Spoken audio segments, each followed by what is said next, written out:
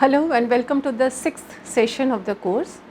Today let us explore how can we use the feedback data which is generated by the citizen, whether can it be used for the policy formulation or not. Public policy is a major focus in the agenda of the government. To identify the factors that govern the implementation of the different public policy, we may use certain advanced multivariate statistical techniques. And today we are going to discuss one of them. The success of different government schemes administered for the welfare of the people depends upon correct conclusions drawn from the feedback data of its implementation. Let us take a hypothetical case. Let's presume that we have to promote the organic agri products in the metropolitan cities of India. As a policymaker, how will you go about it? Which information are crucial for you that you should know? Let's explore. As a policymaker, some of the factors that could be of our interest are, let's say, the pricing of the product, or the purchase intention, or the packaging, or the certification. It could be the global certification or it could be the local certification. It could be the healthy food because there are no chemicals, or it could be nutritious food or the natural food, etc., etc. But the question is, how do we know which factor is important and which factors are not so important? How much weightage should be given to the price and how much weightage should be given to the packaging? This is a typical policy questions which is faced by the public administrators, and yes, we do have a solution, and the solution exists in data analytics. Let us take one more example. Let's presume we have to construct a green housing complex for a residence. So how to go about it? How to balance the factors of water efficiency, building materials, solid waste disposable mechanism, energy efficiency, and many other factors. And each factor can have several other sub-factors. For instance, water efficiency can have using recycled water for the watering of the plants, zero water wastage, minimizing the water consumption, etc., etc.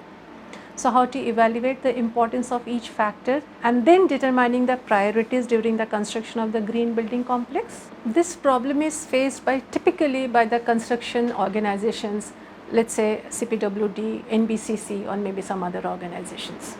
Let us take another example. Let's say that you wanted to change the perception of the citizen towards the police. So how you are going to do this? You may have to design a capacity development program for the police force, but how you are going to go about it?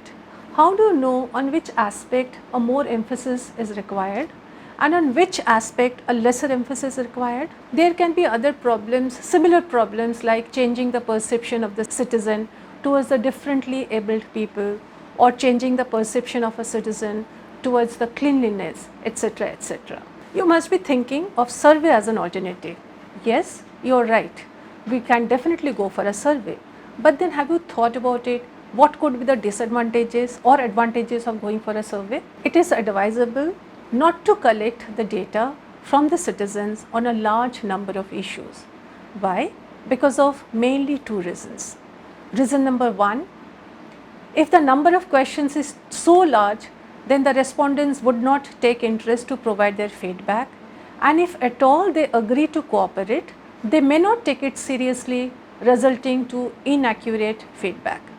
Secondly, if the feedback is obtained on very large set of questions, then it would not be possible to draw the concrete conclusion for any policy decision. There is another aspect. When we collect the feedback from the citizens, we do get positive feedbacks, and on some factors, on some aspects, we get the negative feedback also. So therefore, there is a need to identify those parameters which forms the correct decision evaluation process. Therefore, it is important for us to identify some handful variables that can maximize the benefit of the scheme. Success of any scheme depends upon the opinion of the people when it is implemented. Hence, it is important that we conclude the feedback data. The data analytics tool which we are going to discuss today is basically a data mining tool.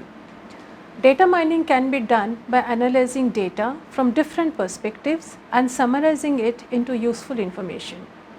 The data can be analyzed from many different dimensions or angles, categorize it, and summarize the relationship identified.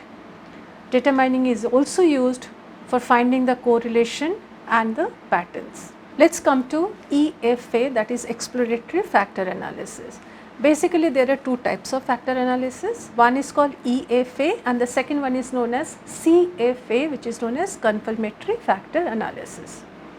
Now factor analysis is a data reduction technique which takes a number of different variables and attempts to identify any underlying relationship which may be present. In factor analysis, the investigator or the researcher is interested in explaining the relationship within the data set in terms of the smallest number of independent summary variables. So, in other words, what we can say, it identifies any hidden basic variables as combinations of other observed variables.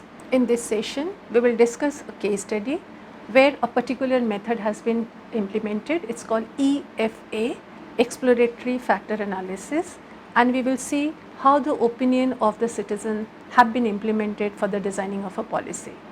Thank you very much.